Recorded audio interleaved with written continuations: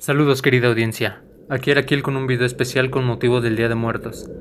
Esta es una fecha muy importante para México y otras partes del mundo. El origen de esta festividad se remonta a tiempos prehispánicos.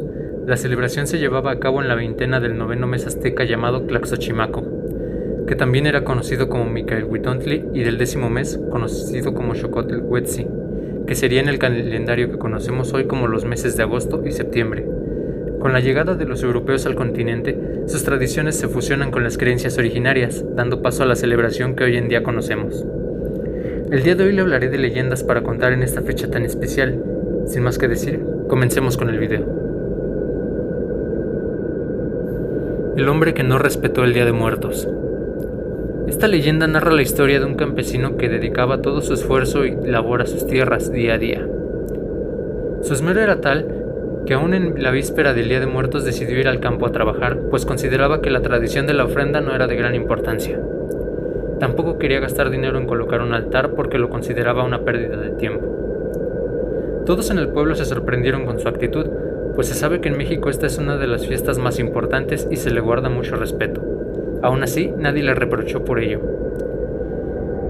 Habían pasado ya algunas horas de trabajo, cuando solo en su milpa comenzó a escuchar voces que le decían: «Hijo, tengo hambre, hijo, quiero comer unos tamales, hijo, por favor ven con nosotros». Al principio pensó que era su imaginación, pues sabía que era imposible que alguien estuviera en su parcela, ya que estaba muy alejada del pueblo. Pero su asombro se convirtió en miedo cuando comenzó a escuchar nítidamente las voces de más personas platicando entre sí.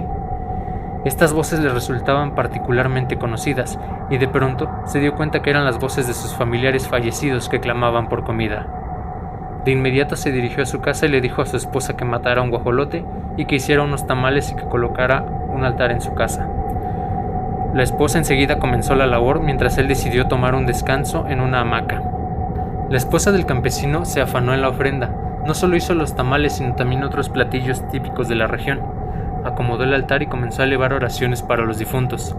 Al ver que había pasado un largo rato y su esposo no despertaba, decidió ir a llamarlo para que participara en la celebración. Sin embargo, no logró despertarlo, ya que había fallecido. Todos en el pueblo sabían que su muerte fue consecuencia de su descuido por no respetar la tradición del Día de Muertos, y aunque al final los familiares obtuvieron su ofrenda, decidieron convertir en finado a aquel que no tuvo intención de ofrecer algo a los difuntos aún sabiendo de su llegada. La leyenda de la flor de cempasúchil. Cuenta la leyenda que hace mucho tiempo existieron un par de niños que se conocieron desde su nacimiento.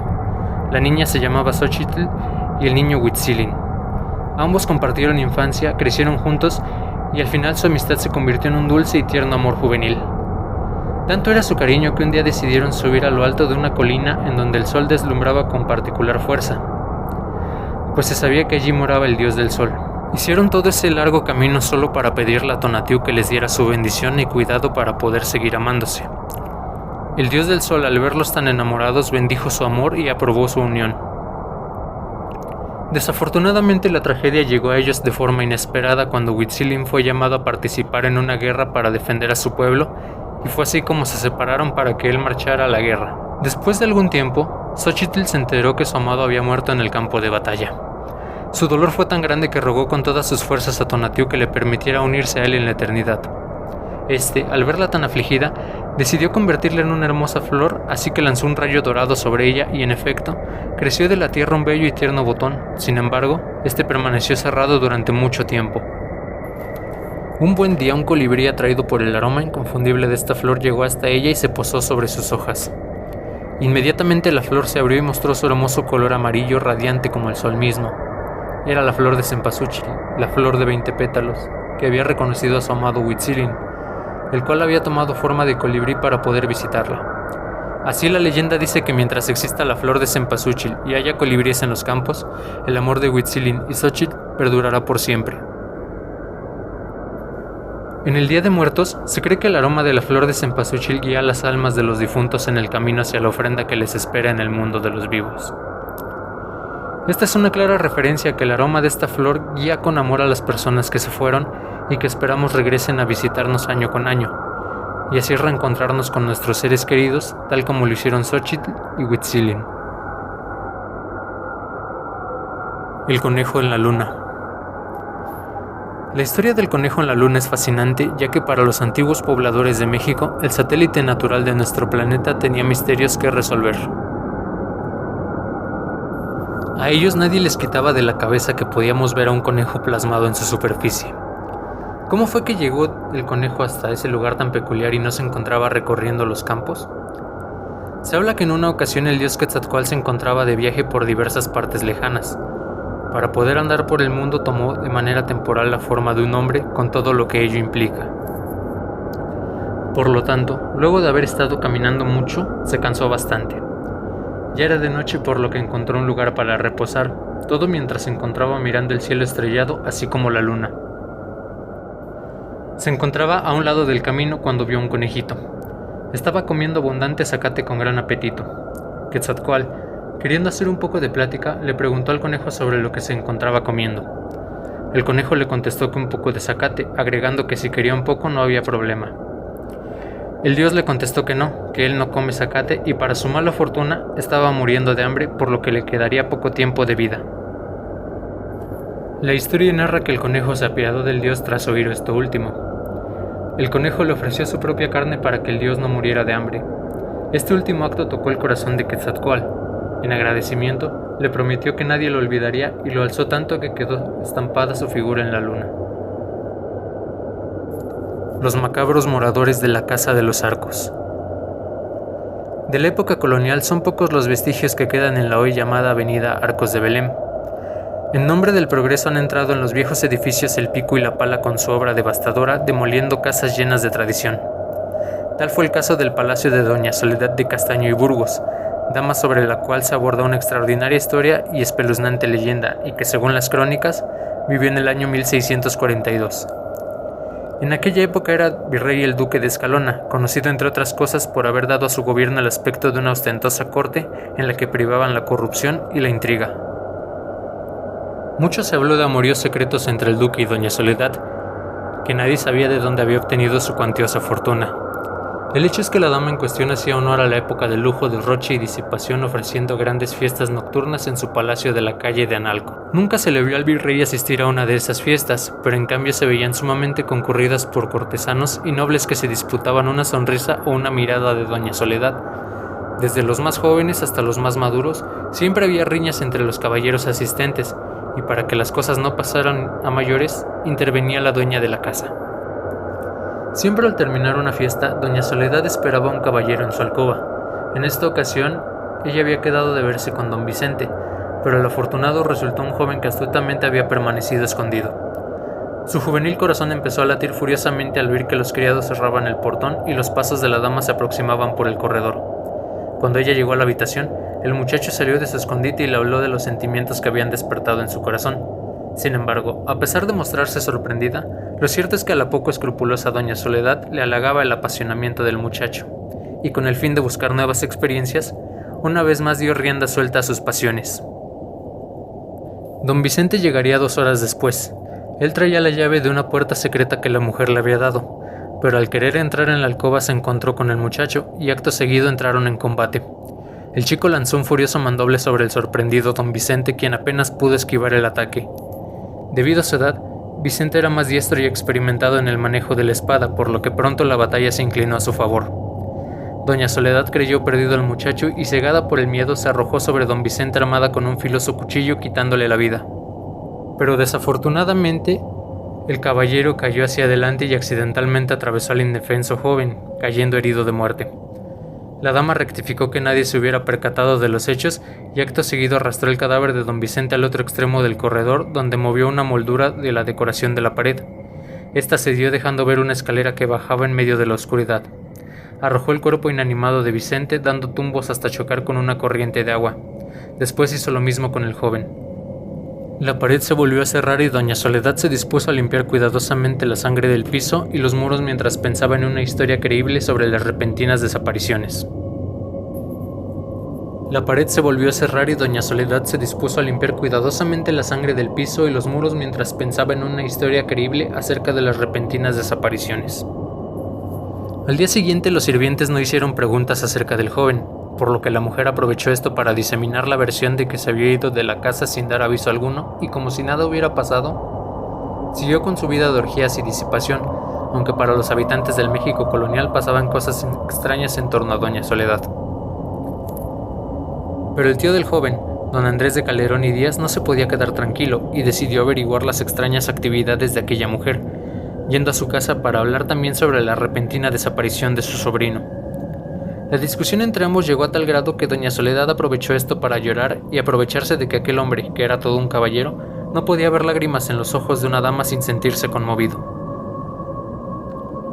Don Andrés estaba a punto de retirarse cuando la mujer le ofreció alojamiento en su casa, insistiéndole hasta el punto de convencerlo, y esa misma tarde inició sus labores de seducción con una rica comida, decidida a hacer que el señor de Calderón se olvidara de investigar lo que había sido de su sobrino. Cuando por la noche todos se retiraron a dormir, don Andrés ya no podía apartarla de su pensamiento. Estaba soñando con doña Soledad hasta que de pronto sintió la presencia de alguien más en la habitación. Pasado el suceso, el hombre sintió escalofríos y se sirvió un vaso de vino, pero al querer llevárselo a los labios, sintió que algo lo tomó del brazo. La impresión que le hizo aquel contacto invisible y helado lo hizo soltar aterrorizado el vaso. Los cabellos se le erizaron y miró asustado a su alrededor. La temperatura comenzó a disminuir y eso lo hizo estremecerse de pies a cabeza. Acto seguido, la luz de las velas se apagó y a pesar de eso, la habitación quedó iluminada por una extraña y lúgubre fosforescencia. El terror había paralizado a don Andrés, pues una silueta que surgió de una de las esquinas de la habitación empezó a moverse lentamente hacia él. Poco a poco sus ojos fueron capaces de distinguir el rostro de aquella aparición. Era su sobrino.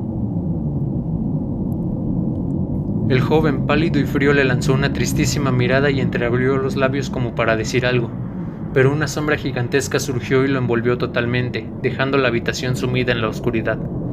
Acto seguido entró la seductora doña Soledad, alarmada. Al verlo tembloroso y con el rostro pálido le preguntó qué había pasado, por lo que el hombre le relató aquel sobrenatural suceso. La astuta mujer se las ingenió para salirse con la suya una vez más, pues don Andrés sucumbió a sus encantos como tantos otros. Sin embargo, no por eso se quedó tranquilo. A la mañana siguiente, el día estaba nublado y los corredores de la casa estaban sumamente oscuros, pero cuando él abandonó su cuarto para dirigirse al comedor, volvió a experimentar una extraña sensación, pues sentía que varias presencias invisibles y etéreas lo seguían. Sin voltear hacia atrás, apresuró el paso hasta entrar en el comedor. Sin embargo, cuando más tarde volvió a tener la misma sensación, empezó a intrigarse seriamente sobre lo que podría ser, ya que mientras más hacía por vencer el miedo y establecer contacto con aquellos fantasmas, algo parecía impedirlo.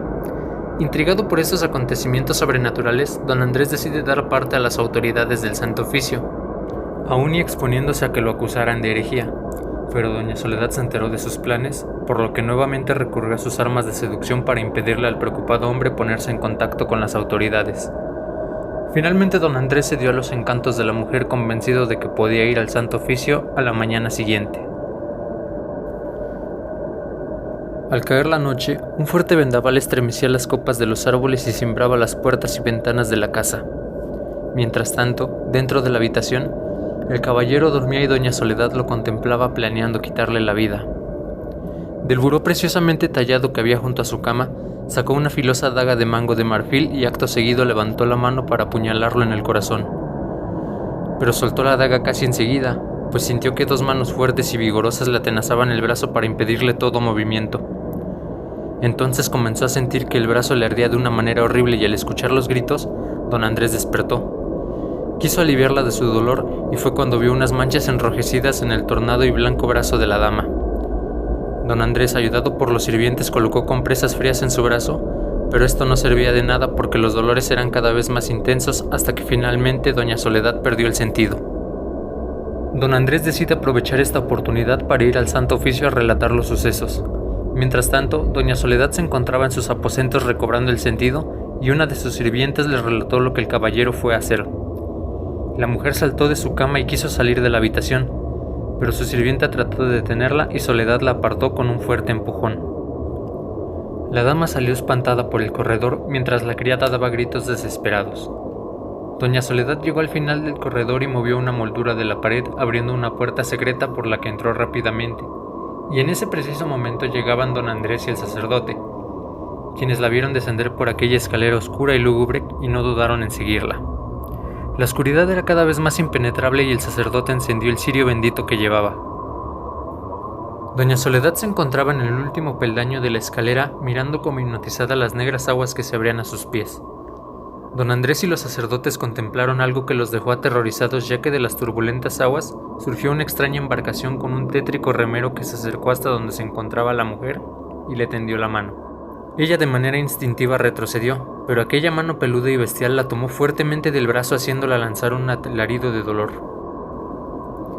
En ese momento, debajo de las aguas surgieron infinidad de espectros y bestias infernales que la hicieron entrar a la siniestra embarcación, y debatiéndose con desesperación entre aquellos entes infernales, doña Soledad se alejó de la orilla a bordo de la lancha remada por el extraño encapuchado. El sacerdote miró con el rostro desencajado a don Andrés, corroborando lo que el caballero le había relatado momentos antes. La casa fue bendecida y se hicieron muchos exorcismos para liberarla de los espíritus infernales que se creía la habitaban, pero con todo eso, continuaron los sucesos extraños, ya que algunos de los amantes de doña Soledad desaparecieron sin dejar rastro. Y por ese motivo la casa a la que le decían de los Arcos, por estar frente a los Arcos de Belém, fue llamada también la Casa de los Moradores Macabros. El virrey don Diego López Pacheco Cabrera y Bobadilla, duque de Escalona, fue destituido poco después de estos acontecimientos, pues mucho se dijo que en parte fue por haber sido protector de doña Soledad. La casa quedó abandonada. Don Andrés decidió mandar varias misas en sufragio del alma de su sobrino y siglo y medio después, cuando empezaba a hablarse de las insurrecciones contra España, la Casa de los Arcos o de los habitantes macabros fue demolida, pero al arrasarla encontraron entre el lodo que había en sus cimientos varios esqueletos, para lo cual se dio aviso a la Inquisición, pero misteriosamente no se le dio importancia al hecho. ¿La razón? Quizá porque seguían pensando que aquel lugar era la entrada del infierno y que los cadáveres encontrados pertenecían a las personas condenadas por sus pecados. Ese fue el video de hoy, espero que el contenido haya sido de su agrado. Si es así, le invito a suscribirse a este canal y a seguirme en TikTok, ya que ahí encontrará varios relatos que no se subirán a este canal. Le deseo un feliz Día de Muertos, yo soy Iraquiel y nos vemos en un próximo encuentro paranormal.